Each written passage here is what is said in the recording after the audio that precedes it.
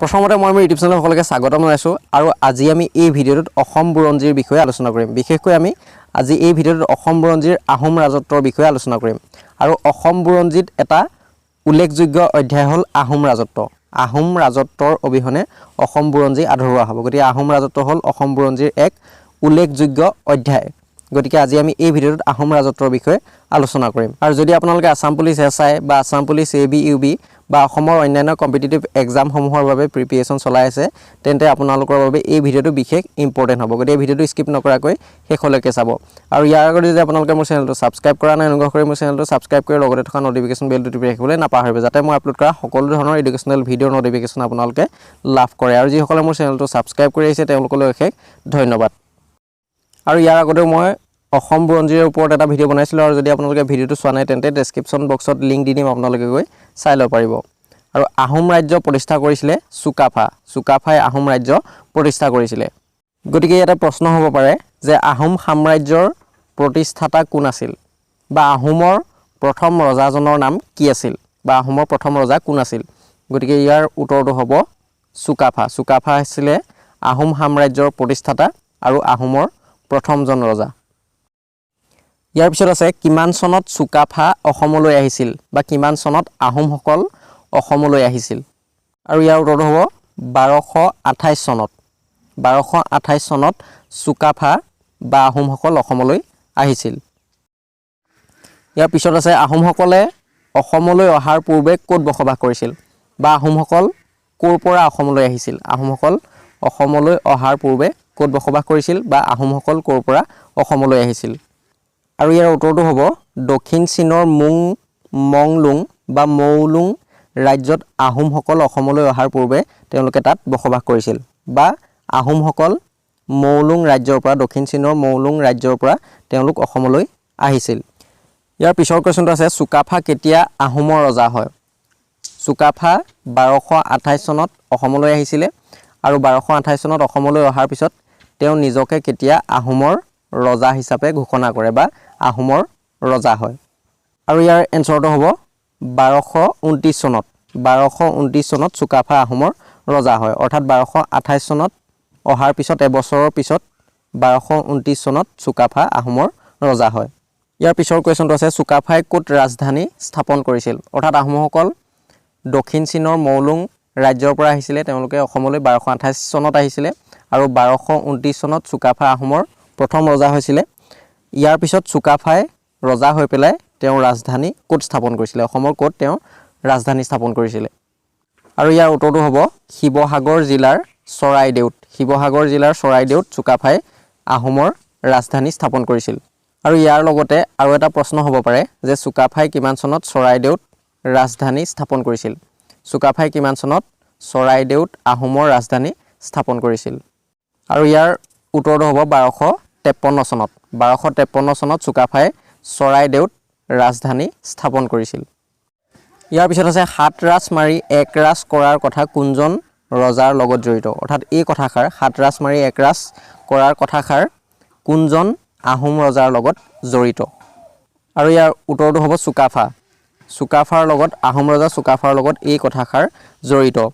আৰু চুকাফা অসমলৈ অহাৰ পূৰ্বে অসমখনক ভাগ ভাগকৈ বিভিন্ন ৰজাই ৰাজত্ব কৰিছিলে, কিন্তু চুকাফাই আহি পৰাক্ৰমেৰে সকলো ৰজাকে দমন কৰি তেওঁ নিজৰ ৰাজ্যৰ অন্তৰ্ভুক্ত কৰিছিলে। গতিকে সেইকাৰণে চুকাফাৰ লগত 7 ৰাজ মাৰি 1 ৰাজ কৰাৰ কথাষাৰ জড়িত হৈ আছে। ইয়াৰ পিছৰ কুৱেশ্যনটো আছে চুকাফাই কিমান দিন ৰাজত্ব কৰিছিল। আৰু ইয়াৰ উত্তৰটো হ'ব 39 বছৰ 4 মাহ 15 দিন। 39 বছৰ 4 মাহ 15 দিন চুকাফাই ৰাজত্ব কৰিছিল। ইয়াৰ পিছৰ কুৱেশ্যনটো আছে চুকাফা কেতিয়া মৃত্যু হয়। আৰু ইয়াৰ উত্তৰটো হ'ব 1268 চনত। 1268 চনত চুকাফাৰ মৃত্যু হৈছিল। আৰু চুকাফাৰ মৃত্যুৰ পিছত আহোম ৰাজ্যত ৰাজত্ব কৰা উল্লেখযোগ্য ৰজাজন হ'ল চুডাংফা। গতিকে ইয়াতে এটা প্ৰশ্ন হ'ব পাৰে যে চুডাংফা কেতিয়া আহোমৰ ৰজা হয়। আৰু ইয়াৰ উত্তৰটো হ'ব 1397।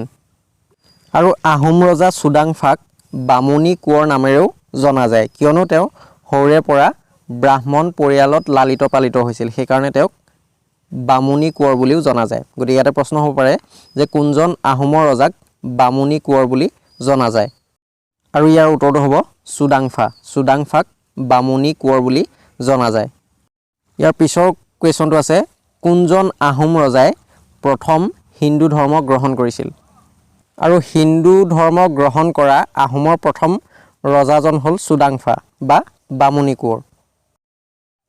আহোম ৰজা চুডাংফাই শিৱসাগৰৰ পৰা প্ৰায় 16 কিলোমিটাৰ দূৰত্বত অৱস্থিত দিহিঙৰ পাৰৰ চাৰগোৱাত নতুনকৈ ৰাজধানী পাতি আহোম সাম্ৰাজ্যত প্ৰথমবাৰৰ বাবে শিঙৰি ঘৰত উঠাৰ প্ৰথা প্ৰচলন কৰিছিল। গতিকে ইয়াতে প্ৰশ্ন হ'ব পাৰে যে শিঙৰি ঘৰত উঠাৰ প্ৰথা কোনে প্ৰচলন কৰিছিল?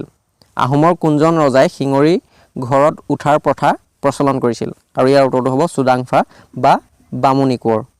আৰু এইজন ৰজাৰ ৰাজত্বকালতে বা এইজন ৰজাৰ দিনতে আহোম আৰু তিপামৰ মাজত যুদ্ধ হয়। আৰু বামুণী কোঁৱৰৰ পিছত আহোমৰ উল্লেখযোগ্য ৰজাজন হ'ল চুহুংমুহুং। চুহুংমুং কেতিয়া আহোমৰ ৰজা হয়? আৰু ইয়াৰ উত্তৰটো হ'ব 1497। ইয়াৰ পিছত আছে হিন্দু নাম গ্ৰহণ কৰা আহোমৰ ৰজা কোন? অৰ্থাৎ কোনে প্ৰথমে হিন্দু নাম গ্ৰহণ কৰিছিল? কোনজন আহোম ৰজাই প্ৰথমে হিন্দু নাম গ্ৰহণ কৰিছিল? আৰু হিন্দু নাম গ্ৰহণ কৰা আহোমৰ প্ৰথম ৰজাজন হ'ল চুহুংমুং। ইয়াতে কনফিউজন হ'ব পাৰে। হিন্দু ধৰ্ম গ্ৰহণ কৰা প্ৰথম আহোমৰ ৰজা হ'ল চুডাংফা বা বামুণী কোঁৱৰ আৰু হিন্দু নাম গ্ৰহণ কৰা প্ৰথম আহোমৰ ৰজা হ'ল চুহুংমুং। ইয়াৰ পিছত আছে চুহুংমুঙৰ হিন্দু নাম কি আছিল? চুহুংমুং আছিল হিন্দু নাম গ্ৰহণ কৰা আহোমৰ প্ৰথমজন ৰজা আৰু তেওঁৰ যিটো হিন্দু নাম সেই হিন্দু নামটো আছিল স্বৰ্গনাৰায়ণ আৰু ইয়াৰ পিছৰে পৰাই স্বৰ্গদেউ শব্দটিৰ উৎপত্তি হয়।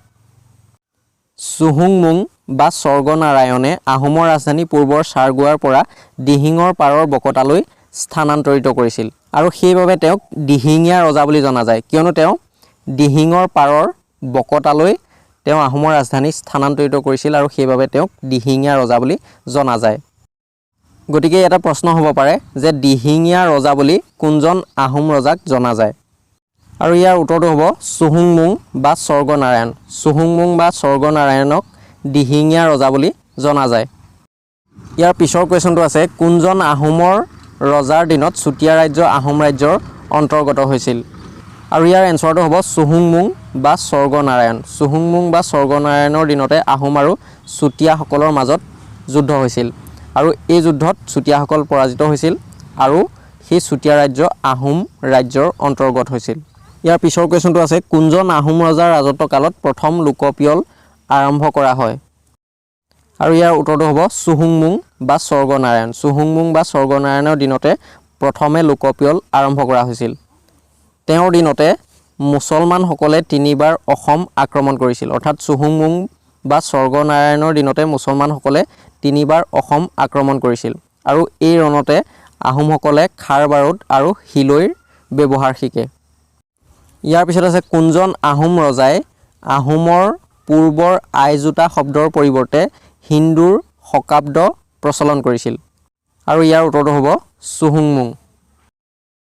ইয়াৰ পিছত আছে বুঢ়াগোহাঁই, বৰগোহাঁই আৰু বৰপাত্ৰ গোহাঁই এই 3 মন্ত্ৰীপদ কোনে সৃষ্টি কৰিছিল?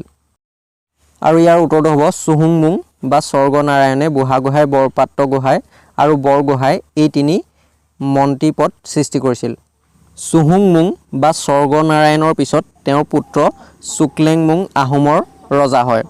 চুকলেংমুঙে তেওঁৰ পিতৃ স্বৰ্গনাৰায়ণক হত্যা কৰি তেওঁ আহোমৰ ৰাজপাটত উঠে। 1539 চনত চুকলেংমুং আহোমৰ ৰজা হয়। ইয়াৰ পিছত আছে গড়গঞা ৰজা বুলি কাক জনা যায়? আৰু ইয়াৰ উত্তৰটো হ'ব চুকলেংমুং। চুকলেংমুঙক গড়গঞা ৰজা বুলি জনা যায় কিয়নো তেওঁ আহোমৰ ৰাজধানী বকতাৰ পৰা গড়গাঁৱলৈ স্থানান্তৰিত কৰিছিল, সেইবাবে তেওঁক গড়গঞা ৰজা বুলি জনা যায়। ইয়াৰ পিছৰ কুৱেশ্যনটো আছে গড়গাঁও পুখুৰী কোনে খন্দাইছিল? আৰু ইয়াৰ উত্তৰটো হ'ব চুকলেংমুং। চুকলেংমুঙে গড়গাঁও পুখুৰী খন্দাইছিল। আৰু চুকলেংমুঙৰ পিছত আহোমৰ উল্লেখযোগ্য ৰজাজন হ'ল চুকাম্ফা। ইয়াৰ পিছৰ কুৱেশ্যনটো আছে খুৰা ৰজা বুলি কাক জনা যায়? আৰু ইয়াৰ উত্তৰটো হ'ব চুকাম্ফা। চুকাম্ফাক খুৰা ৰজা বুলি জনা যায়। আৰু চুকাম্ফাৰ মৃত্যুৰ পিছত তেওঁৰ পুত্ৰ চুচেংফা আহোমৰ ৰজা হয় আৰু চুচেংফাৰ হিন্দু নাম আছিল প্ৰতাপ সিংহ। ইয়াৰ পিছৰ কুৱেশ্যনটো আছে বৰফুকন পদটি কোনে সৃষ্টি কৰিছিল? আৰু ইয়াৰ উত্তৰটো হ'ব প্ৰতাপ সিংহ।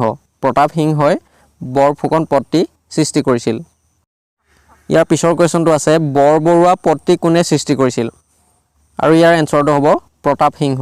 প্ৰতাপ সিংহই বৰবৰুৱা আৰু বৰফুকন পদ দুটাৰ সৃষ্টি কৰিছিল। ইয়াৰ পিছৰ কুৱেশ্যনটো আছে আহোমৰ প্ৰথম বৰবৰুৱা কোন আছিল? আৰু ইয়াৰ উত্তৰটো হ'ব মোমাই তামুলী বৰবৰুৱা। আহোমৰ প্ৰথম বৰবৰুৱা আছিল মোমাই তামুলী বৰবৰুৱা। ইয়াৰ পিছৰ কুৱেশ্যনটো আছে আহোম ৰাজ্যত কোনে পাইক প্ৰথা প্ৰচলন কৰিছিল? আৰু ইয়াৰ উত্তৰটো হ'ব প্ৰতাপ সিংহ। প্ৰতাপ সিংহই আহোম ৰাজ্যত পাইক প্ৰথা প্ৰচলন কৰিছিল।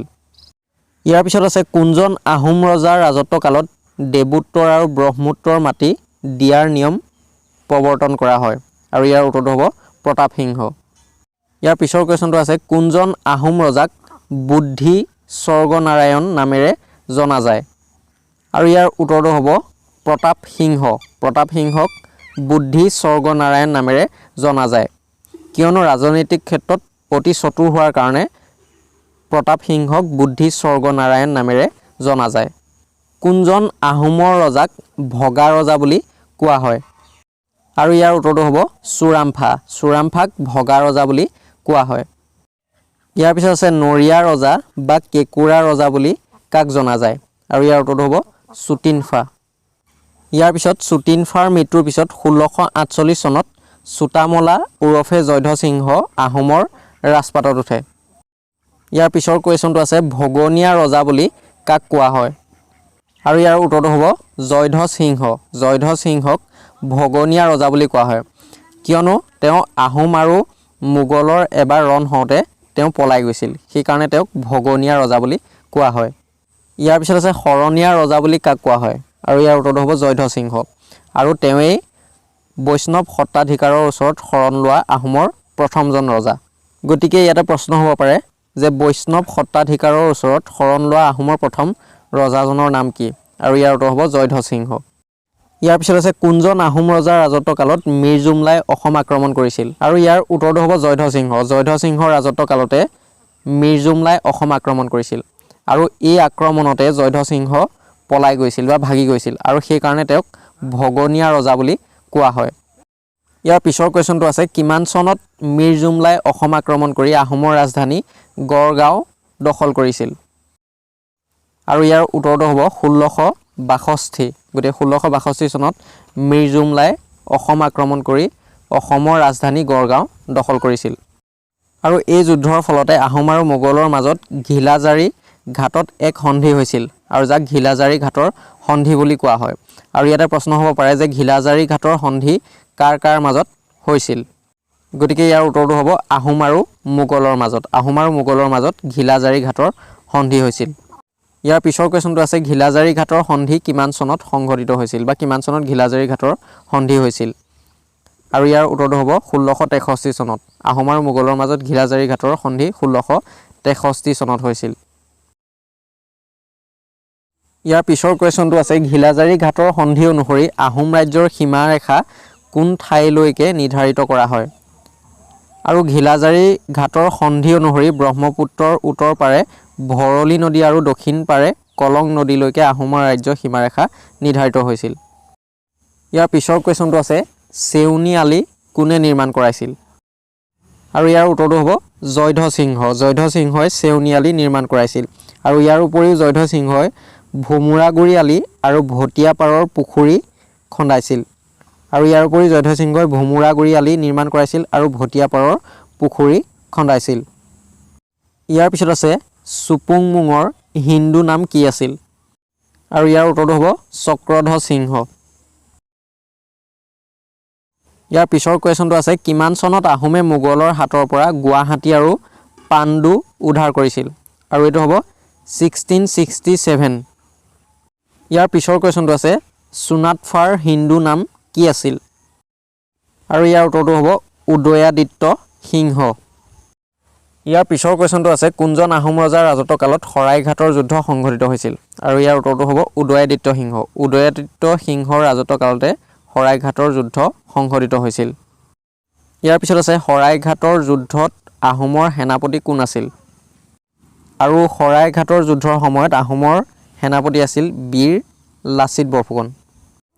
ইয়াৰ পিছত আছে শৰাইঘাটৰ যুদ্ধৰ ফলত আহোম আৰু মোগলৰ সীমা কেনেদৰে নিৰ্ধাৰণ কৰা হয়? আৰু ইয়াৰ উত্তৰটো হ'ব শৰাইঘাটৰ যুদ্ধৰ ফলত আহোম আৰু মোগলৰ সীমা হয় মানাহ নদী। মানাহ নদীয়ে আছিল আহোম আৰু মোগলৰ সীমা। ইয়াৰ পিছৰ কুৱেশ্যনটো আছে ৰামগড় আৰু পানীগড় কোনে নিৰ্মাণ কৰাইছিল? আৰু ইয়াৰ উত্তৰটো হ'ব উদয়াদিত্য সিংহ। ইয়াৰ পিছৰ কুৱেশ্যনটো আছে উদয়াদিত্য সিংহক কোনে হত্যা কৰিছিল? আৰু ইয়াৰ উত্তৰটো হ'ব 1673 চনত দেবেৰা হাজৰিকাই উদয়াদিত্য সিংহক হত্যা কৰিছিল। আৰু দেবেৰা হাজৰিকাৰ পিছত বৰবৰুৱা হয়, আহোমৰ বৰবৰুৱা হয়। আৰু ইয়াৰ পিছৰখিনি আমি নেক্সট ভিডিঅ'ত আলোচনা কৰিম, নেক্সট পাৰ্টত আলোচনা কৰিম। আৰু ইয়াৰ কাৰণে আপোনালোকে মোৰ চেনেলটো ছাবস্ক্ৰাইব কৰি লগতে থকা নটিফিকেশ্যন বেলটো টিপি ৰাখিবলৈ নাপাহৰিব, যাতে মই আপলোড কৰা ভিডিঅ'সমূহ আপোনালোকে লগে লগে লাভ কৰে। আৰু যদি ভিডিঅ'টো ভাল লাগিলে অনুগ্ৰহ কৰি লাইক, কমেণ্ট আৰু শ্বেয়াৰ কৰিবলৈ নাপাহৰিব।